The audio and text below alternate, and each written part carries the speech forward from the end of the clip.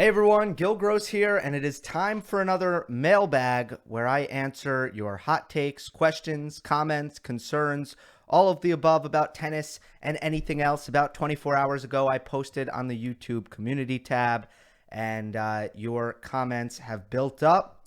I also wanted to do a little special initiative. Today is Friday.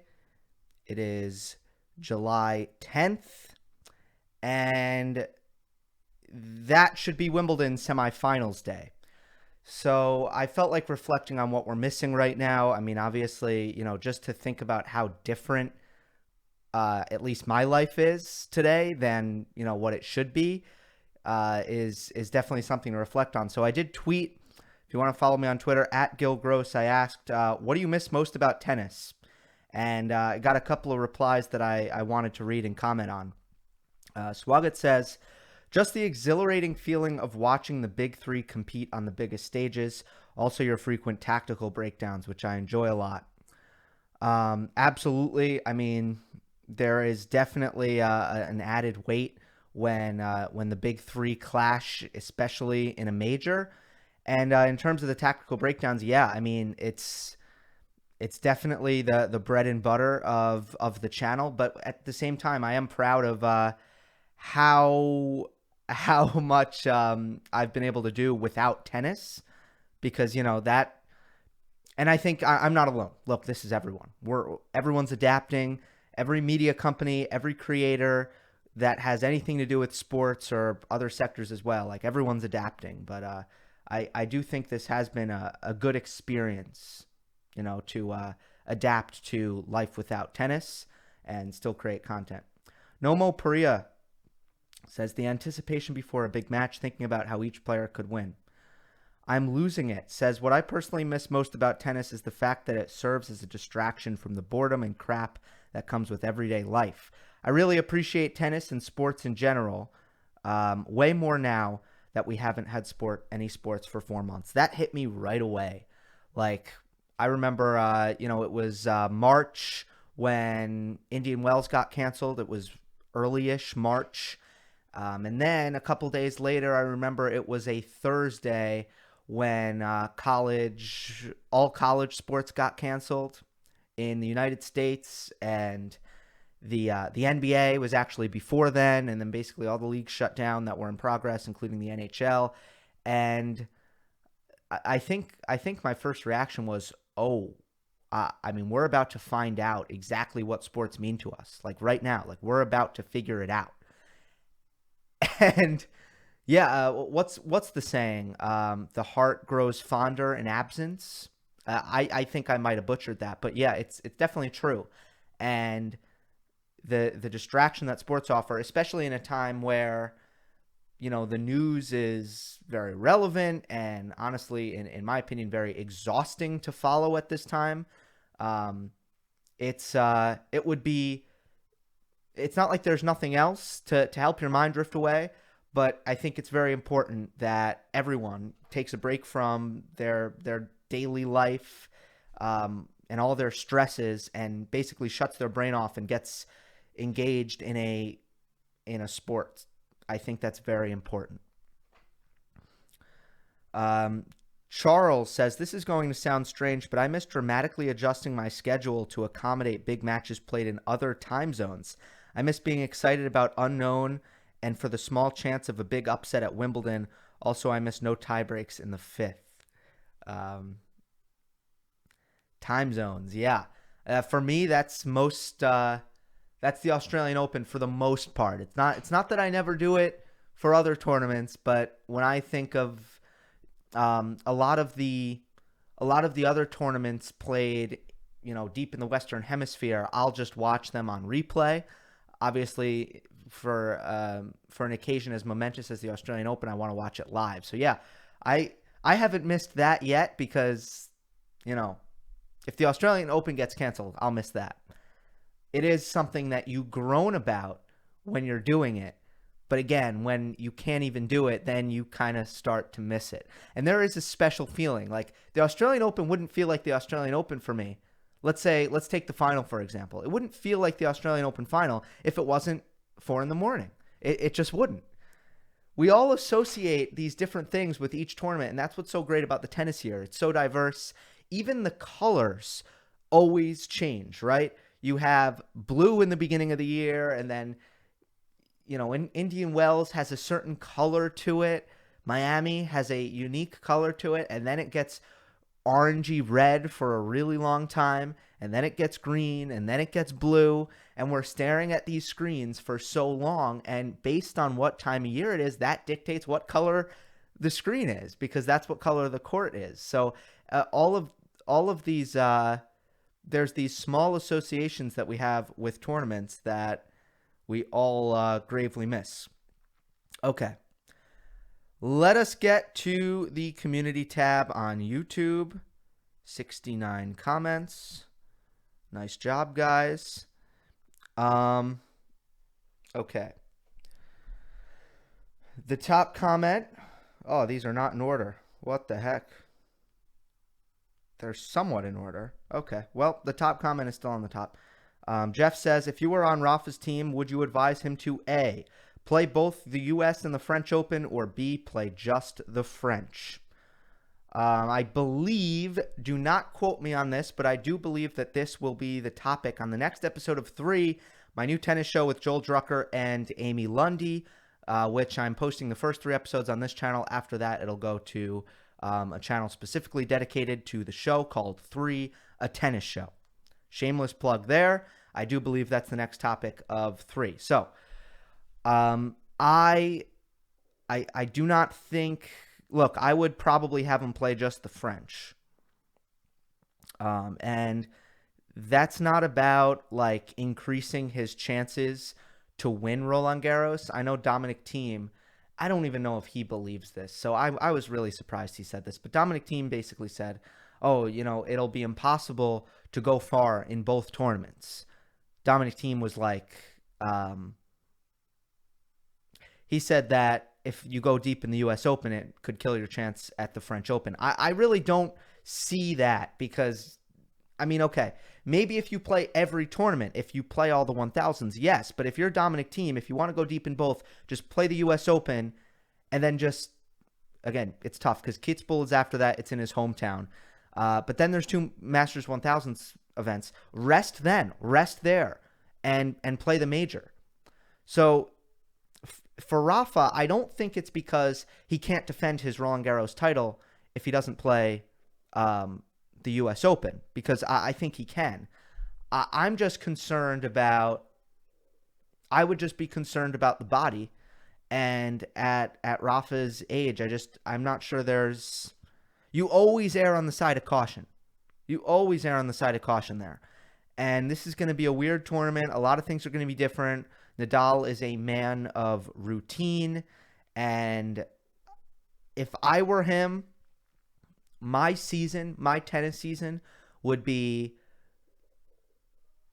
clay court season as hard as I can, all the Masters events. So 4 weeks in a row, just go really, really hard, and you need to come into that 100% rested in order to get through that gauntlet. So if I were Nadal, I would stay in Europe and play the French. If I were on his team, that's what I would advise him to do. It's hard to skip a major. It's really hard. So I don't know how this is going to play out. I really don't. It's fascinating. It is not an easy thing to skip a major. Although players used to do it all the time. Andre Agassi, before he won Wimbledon, skipped Wimbledon. Didn't like it. And tons of players skipped the Australian Open all the time because it wasn't important. But nowadays, really difficult to skip a major. Next comment is from Tennis for Me. It is looking unlikely that Rafa and Novak will be going to the U.S. Open as they have both signed up for Madrid. But who knows yet? If they don't enter, who is your favorite to win it? And will it always have an asterisk by it? Well, I don't know that it's unlikely that Novak's going to play. From what I've heard, Novak said, as long as I don't have to kind of quarantine, I want to play the event. Djokovic has continued to kind of play a lot of tennis. He's back on the training court. He's now negative again for COVID-19.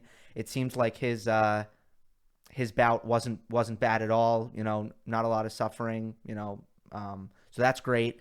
And Djokovic, it seems like he wants to play the U.S. Open. So I don't really agree with the premise here. My favorite for the U.S. Open, I continue to be a partial to Dominic Thiem for this U.S. Open. Will it have an asterisk by it? Yeah, but I don't know if that's a terrible thing. I like the point that Alex Gruskin made when I had him on and we talked about this on a past Monday Match Analysis. Alex Gruskin of Cracked Rackets.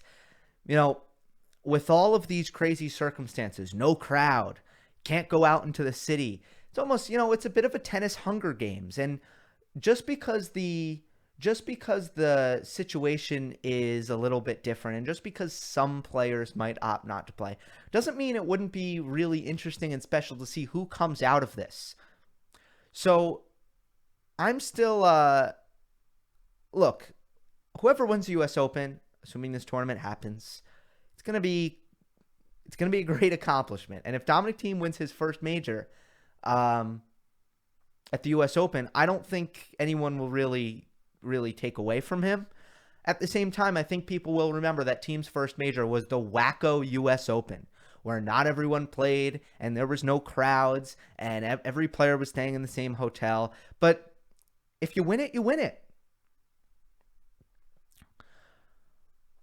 Ravi, who is the gutsiest of the big three? Novak is unlikely to win the French. How do you see this potential year loss for Novak in terms of the slam race? Okay, two questions here. First one, the gutsiest, Nadal.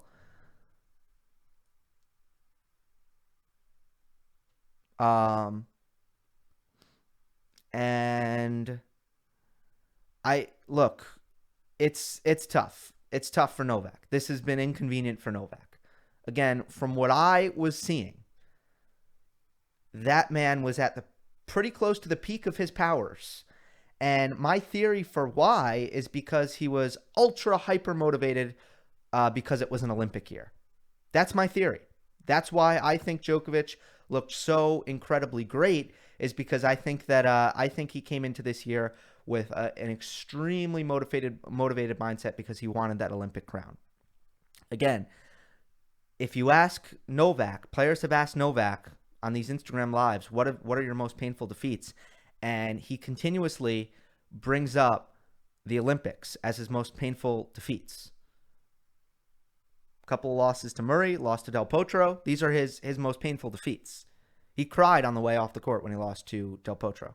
So I think that was 2012. So yeah, I mean, this was important to him, and this is an inconvenience for Novak. But there's not much use in getting more into it other than that. You can't control it. What happens, happens. The Olympics are moved to 2021, and life does go on. Best peak level you've ever witnessed? I've been asked this before, but I mean, it's tough because, okay, I think in a vacuum, like let's say you're talking about a couple points, a couple games, maybe a set. I do think Federer has that with his serve and his shot making, right? I think Federer has that. But over the course of a year, I think I've been pretty clear. I think 2011 Djokovic is the best kind of player I've seen over the course of a calendar year. So, who, according to you, has the highest low-level game and the best peak game ever? Who outside the next gen has the game to beat the big three? And if Roger did not have his forehand, Nole did not have his big movement game and flexibility, and Rafa did not have his fighting spirit, who would be the better player of the big three? Highest low-level game. So that's like the highest margin. That's tough. That's very difficult because I think about all of their low-level games and none of them are. It's not great, but I think when Djokovic is playing really poorly, his mental kind of goes away. Or maybe it's one leads to the other. But I think Djokovic has played matches where he's mentally checked out, and I've never quite seen that happen to Nadal. Now both play with a lot of margin. The answer is definitely not Federer, because Federer's lowest level game involves a lot of unforced errors. So the answer is not Federer. I don't think the answer is Djokovic, because his mind can drift off. So I think the answer is Nadal. Even when he's playing poorly, even when he is at his lowest level, he's still fighting, and generally he's still making balls in the court. He's doing a lot of running. He's normally not playing the attacking tennis that he needs to. His forehand might be landing short. His forehand is not generating offense. His serve is safe. His return is faulty, but he's still fighting hard and he's still making a lot of balls. So my answer is Nadal. And I don't know if there's any use going outside the big three for answering a question like this. You know, clearly they have the highest low level if they essentially never lose early in majors, or it's an extreme rarity. So who outside the next gen has the game to beat the big three? Dominic Thiem, Stefanos Tsitsipas, possibly Daniil Medvedev. If Roger did not... Okay, so we're taking away Roger's forehand. We're taking away Djokovic's movement.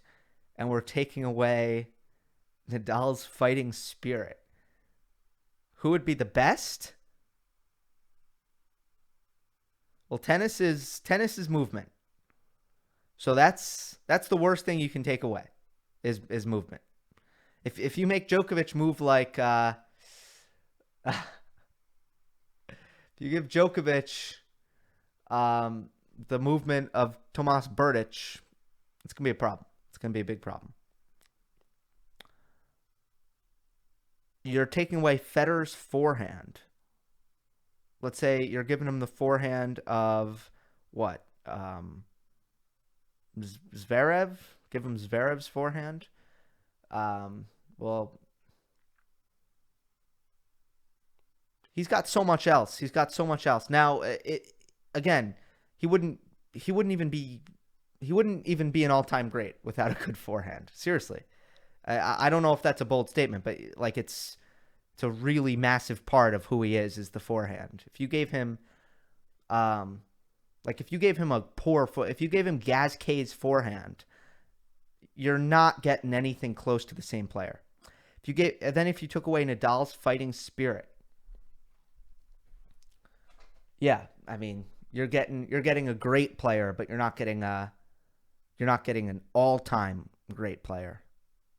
I don't love this question. This is kind of hard.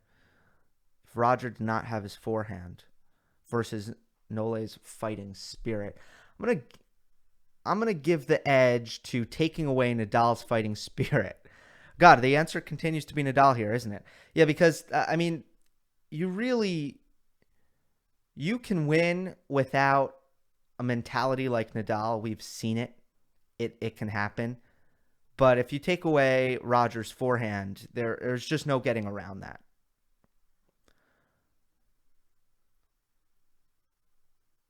Thoughts on Rublev? I saw a few of his matches recently, and his forehand is an absolute missile. Do you think he can be a top 5 player in the future? Totally. I'm all in on Andrey Rublev. I love his game. He kind of reminds me, I've said this before, his forehand, it kind of reminds me of Ferrer's. He swings as hard as he can on every ball. He generates tremendous racket speed, unbelievable topspin, great angles. He is ruthless in his aggression. He brings a wonderful intensity to the game, which I love. His serve continues to get better. The only question is kind of like, there's a couple questions. By the way, his backhand's really good too. He can hit his backhand down the line. He can attack on that wing. A couple of questions with Rublev. One is I've never seen his fitness tested. I don't know how great his fitness is. I just haven't seen it, so that's a question mark for me. And he does have a bit of a monotonous game. He doesn't have that much variety. And sometimes I wonder if he doesn't have a plan B. He lost to Medvedev at the US Open. And I was watching that match, and it was clear as day to me, Rublev was playing Medvedev completely wrong.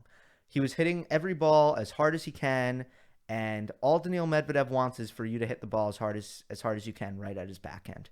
That's what Medvedev wants. He wants pace. He is a master at redirecting that pace, using that pace against you. You want to take pace off the ball against Daniil Medvedev.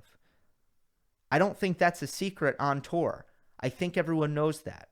Everyone slices more against Medvedev. Everyone junk balls more against Medvedev. Everyone's smart. You need to use variety against Daniil Medvedev. That is the way to go. And Rublev he just played his game. And his game you could say it doesn't match well against Medvedev's. That's completely true. But the best players have a plan B. The best players have something else to bring to the court. My only concerns with Rublev is that maybe I don't know about his fitness, and I don't know that he has plan B, C, and D. But I love the base of his game. His ground strokes are really, they are elite. So I'm very excited to see what Andrey Rublev does.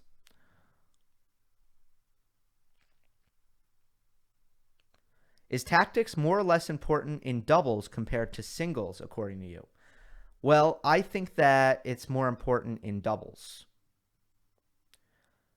Because, doubles is a little bit more of a chess match because you have court positioning as part of the fray. And in singles, court positioning, it's not quite as essential.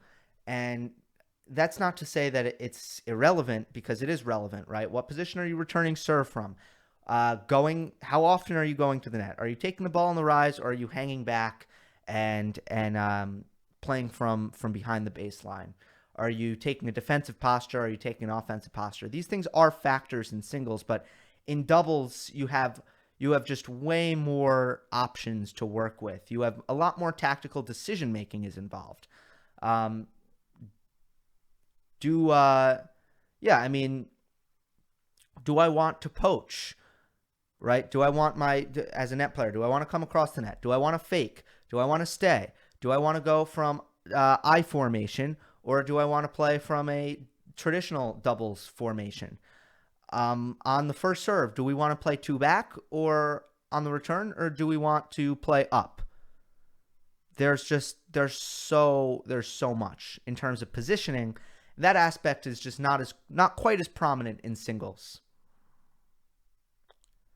Andrew Williams, team looking strong. Your thoughts on him winning both U.S. and French? I don't know about French, but he's been my favorite for the U.S. Open since the year started.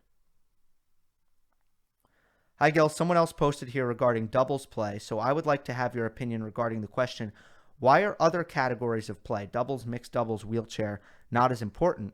Is it purely because of traditions? Was double play ever more popular than singles? Not that I'm aware of. I'm asking this with the perspective of a badminton player. Badminton is a very similar sport to tennis, and there are also 5 main categories, but those categories attract almost the same amount of views. I would even argue that doubles attracts more viewers because that's what most players will play at their local clubs. So in sport, why the TV networks, organizers, and fans only focus on singles? Thanks again. Great show, even without any tennis being played. That's a great accomplishment. Thank you. I appreciate it. Really good, really great question, and thank you for your perspective from the badminton side of things. I always enjoy badminton every time it's Summer Olympics time. I really enjoy badminton. It's an incredible sport.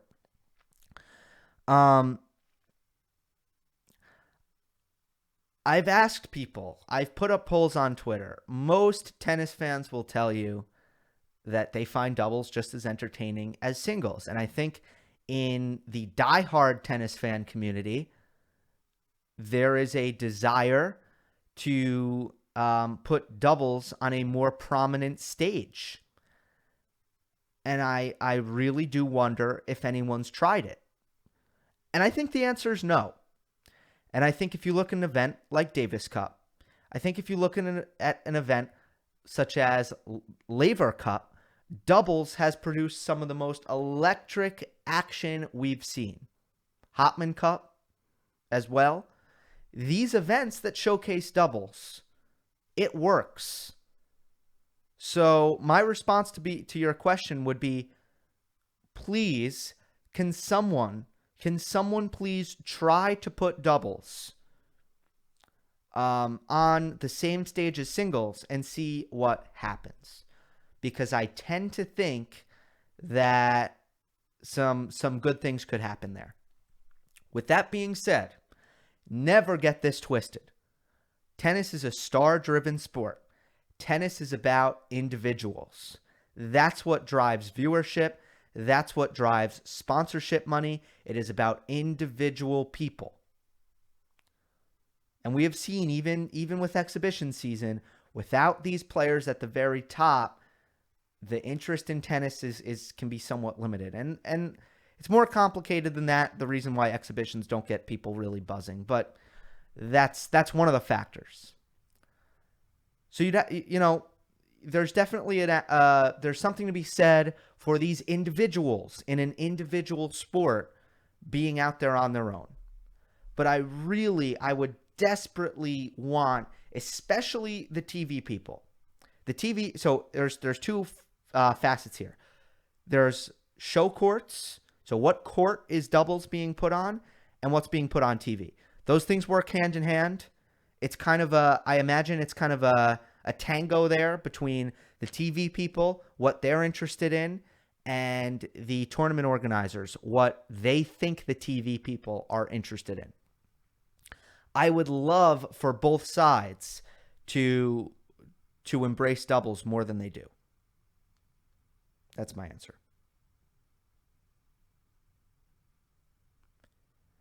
Can you name the best matches you've watched since 2003? So that's the Big Three era. Wimbledon 2008, Australian Open 2012. I would say my favorite Masters final was Ferrer Murray in Miami 2013. What are some other great ones?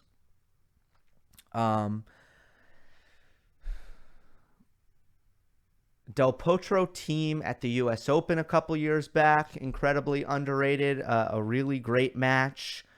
Wawrinka and Djokovic have played some epics, certainly Australian Open 2014. That one I didn't watch live, but they also played at the U.S. Open in 2013, and that was a tremendous match. That is my short list. That's my short list. Which, in your opinion, is the toughest surface, considering that grass has the narrowest margins and is barely played on? Clay has the most physicality, hard is the most commonly used, and hence the most competitive surface. What's the toughest surface to play on? Is that the question? Grass, I would think, just because the movement, you kind of have to move differently because it's a bit of a slippery surface. And I think playing on any surface with a very low bounce, and I know the bounce has gotten higher, any surface with a really low bounce, I think that presents some pretty unique challenges.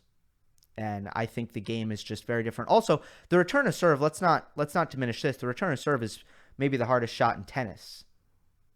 No? I mean, the ball's coming between on a first serve between 115 and 135 miles per hour generally. And unlike baseball and cricket, which, by the way, I acknowledge they're two exceptionally difficult sports, but unlike baseball and cricket, where you get to stand in a batter's stance and the ball's going to come right in your strike zone, you don't even know where the ball is going to go. You don't know if it's going to be on your right side of your body or the left side of your body. And you got to return that thing. That's crazy. Now, the big difference is baseball, you have a round bat. Cricket, you have flat but thin. Tennis, you have flat but a little bit bigger. But still, return to serve, it's the toughest shot. So I would think grass, where the court is fast, it bounces slow, you can't really move like you normally move. I think grass is probably the toughest surface. Last one. Unfortunately.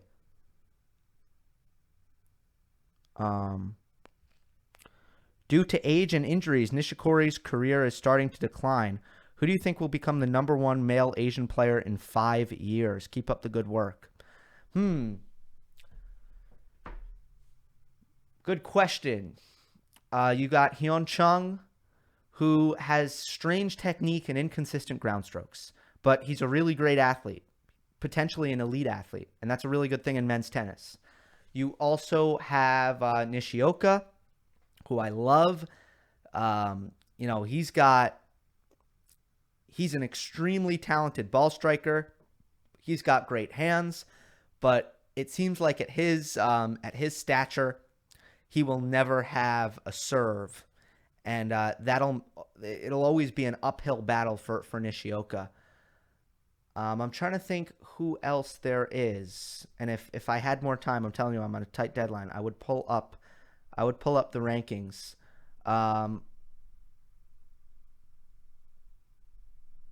With that being said, so between Chung and Nishioka, I would say Chung. I think that if Chung figures himself out, his serve isn't great. His forehand has a lot of weird things going on. Like if he could hone in his technique and as a result just develop a more consistent ground game. His backhand, by the way, is beautiful, gorgeous. If he can make his serve and his forehand half as beautiful as his backhand, he's going to be a really, really good player because he is an unbelievably gifted athlete. I'm holding out hope for Chung since he broke onto the scene. Ever since he broke onto the scene with his semifinal run in Australia. All right, that is it. Hope you enjoyed. Don't forget to subscribe. I will see you next time.